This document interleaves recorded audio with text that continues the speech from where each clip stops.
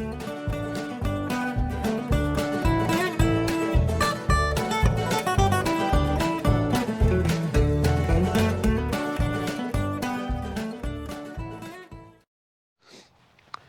guys, welcome back.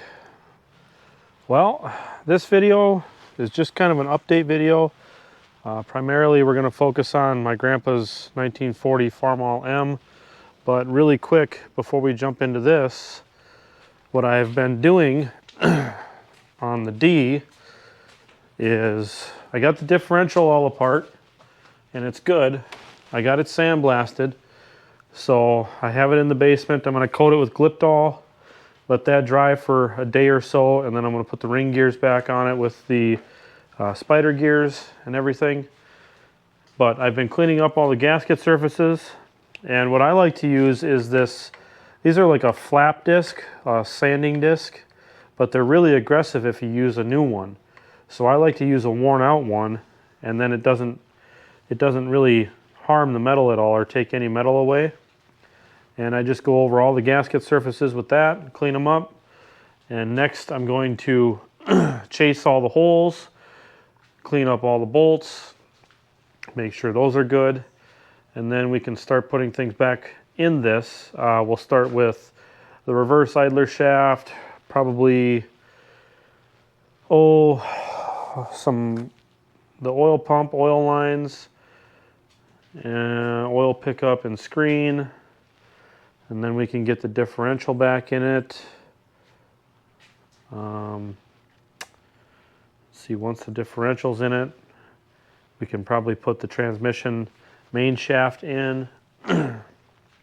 Still have to finish cleaning the axle housings and axles and pick the best bearings. Actually, before we even put the main shaft in, we'll put the crankshaft, the camshaft and crankshaft in, and then the main shaft for the transmission.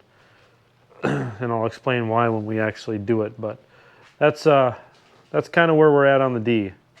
So let's focus back on the M. I did get the hand crank freed up, so that's good. I installed a new roll pin in here, or a split pin. But the first thing I wanted to tackle on this was the clutch. We got the magneto rebuilt, the carburetor's rebuilt and ready, but we ordered a new clutch because this one had literally no clutch. So I pulled the old one out after I had already ordered the new one, of course, and the clutch facings looked pretty good. There was, I would say, probably half of the life left on the clutch disc itself, so I probably could have stuck with it, but since this is going to get a full tear down anyways, we might as well have used a new clutch. So I got a new clutch disc, new pressure plate, throwout bearing, pilot bearing, which I haven't installed the pilot bearing yet because I'll do that when we take the tractor apart. But I noticed that there's quite a bit of wear in a lot of the linkages. This linkage here, you can see just by how offset the clutch shaft is with the pedal yoke here. The pedal yoke is way far forward in this shaft opening, or this pin opening, so there's quite a bit of wear there. I've seen worse, but there's quite a bit of wear in the pedal. It goes probably about a ½ inch off of the platform. There's quite a bit of wear in the the pins that the clutch fork fingers ride on for the throwout bearing carrier, so that's an issue. And I want to say that the flywheel needs to be remachined and brought back into spec, because I don't have much of a throw in this clutch. It might work for now, but it's plain wore out. I mean, this was a loader tractor for forever, for as long as I can remember, and well before that. So a lot of clutch work, I'm sure, on this tractor. So another thing I noticed is when I was changing the clutch out, if you guys can see, there's a line here, Well, this line goes all the way down to here. If you guys can see that, I don't know. See that line right there? It comes all the way down to right here. So now if we go to the other side,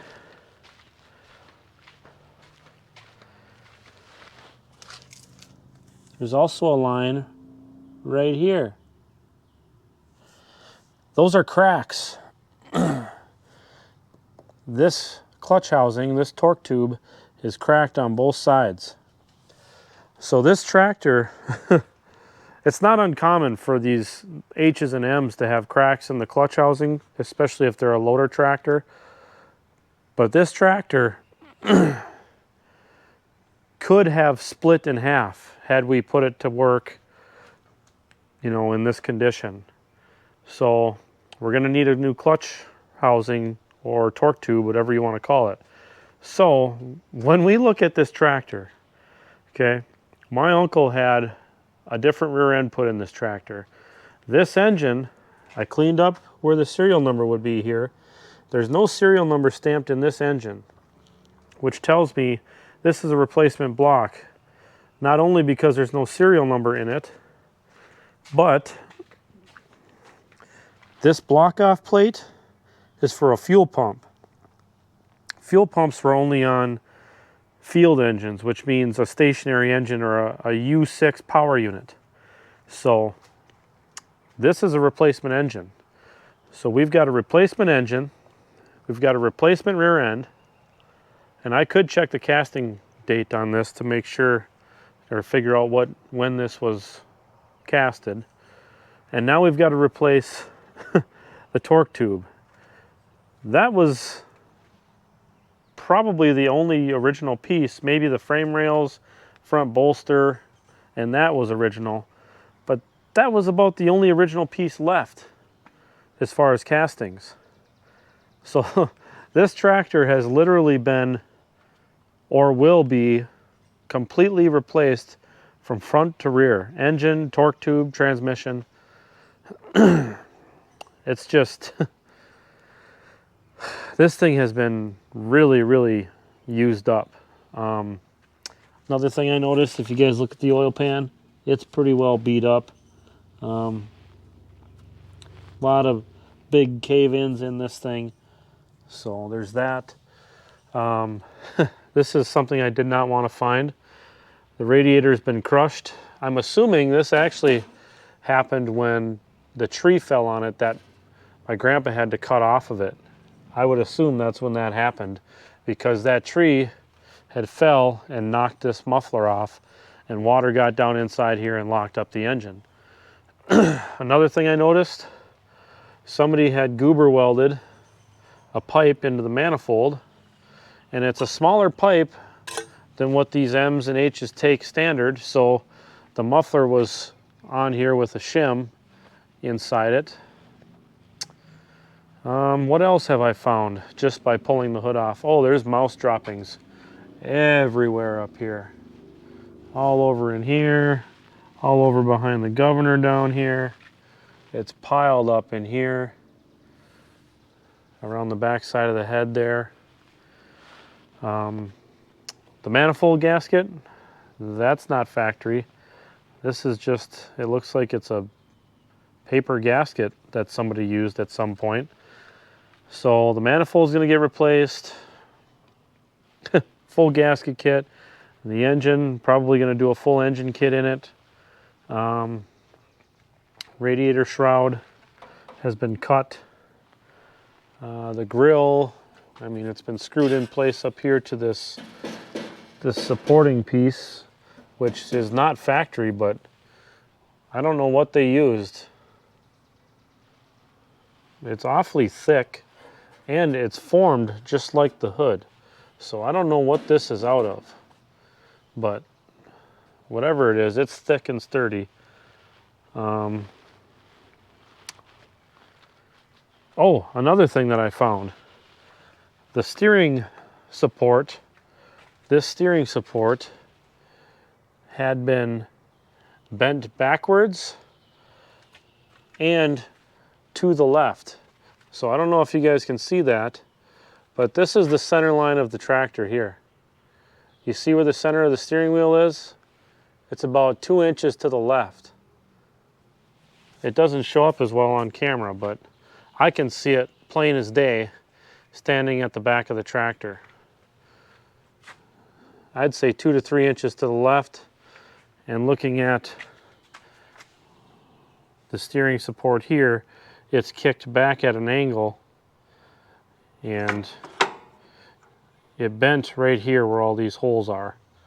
So, another thing I noticed, my uncle had installed a key switch on here, and this hole has been hogged out. So this will not work with the manual magneto switch or the electric push-pull switch. So we're going to have to get a new steering support, a new hydraulic arm support, because this thing has been hogged out. The steering, I'll show you. So this is all the way one way, all the way to the other way. That's how much play this steering has. About a quarter turn of play. So we got a lot of... Okay, so we cleaned off the casting, and it is 48Q, which means this was casted on April 8th, 1945, I believe. And this tractor is a 1940, an early 1940 at that. It's got a 5-digit serial number, so it's fairly early. Oh, look at that.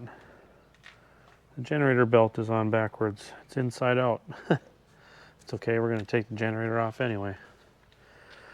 It did have shutters on it at one point, but yeah, this thing has been ridden hard for a long, long time. So my parts list keeps growing and growing for this. It's rough. I don't even want to put the loader back on it until, at the very least, until we get a torque tube put in it. But if we're going to put a torque tube in it, we got to pull the motor. If we're going to pull the motor, we might as well rebuild it. Go through all that work to put the torque tube in it. You might as well. So that's where we're at with Grandpa's M, and you know, the D. Our goal is to get it back together for roll log. I really don't know if that's going to happen this year, guys. I still have to get a manifold for it. The biggest challenge is going to be a fuel tank. I have a fuel tank, but it needs to be rebuilt. It's got a lot of holes in it. It looks kind of like Swiss cheese. So I need a fuel tank, and we need to figure out what we're going to do with the front axle. The axle beam needs to be machined out where the kingpin is. It needs to have a bushing installed. The axle beam bracket needs to be machined out and have bushings installed. And then we also have to get the worm gear out of it. It has 3 broken bolts in it that we have to get out. So, you know, there's still quite a bit of work left on the D. So that's where we're at. But I just wanted to give you guys a quick update on the D and on Grandpa's 1940M. I got the hood off of it because I was going to soak this thing down with oven cleaner and pressure wash it hopefully the next couple days, just to get a lot of this grease off of it. So one thing about oven cleaner, guys, I get it from like a dollar store because it's cheaper, but it will strip the paint. If you guys use oven cleaner, just be mindful. If you leave it on long enough, it will strip the paint. So be wary of that. But that's where we're at. We got class 5 dropped off for the pole building. I got to pull all the tractors out so the contractor can come in and spread the class 5 out, and then the tractors will go back in, and you know, it's pretty much done for now. So then we can start putting decorations in there. But that's where we're at. Hope you guys enjoyed this little update, and I'm hoping I can bring you some video of maybe putting something back in the D over the next week here. So thanks for watching, guys, and stay tuned. Lots of work to come yet. Work to do on the front pedestal. This drawbar support had been completely wore through. You can see how many beads of weld are back and forth on this. But I will probably keep that. That's kind of a piece of history there. I'll probably keep that.